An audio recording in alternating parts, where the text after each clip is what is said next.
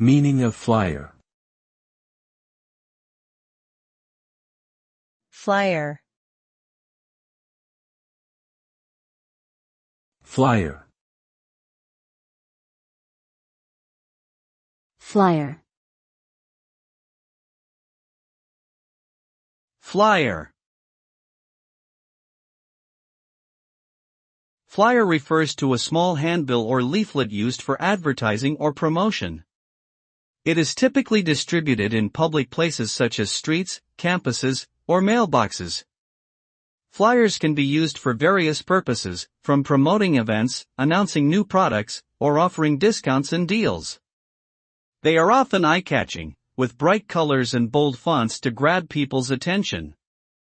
Flyers are a cost-effective way to reach a large audience quickly and can be an effective marketing tool, especially for small businesses or local events.